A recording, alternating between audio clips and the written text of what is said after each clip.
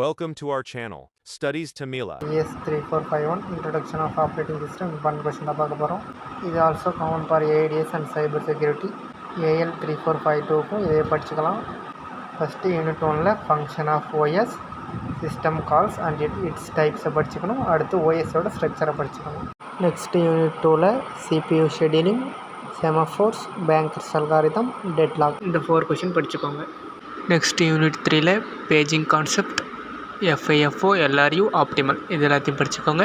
அடுத்து டிமாண்ட் பேஜுக்கும் படிச்சுக்கோங்க.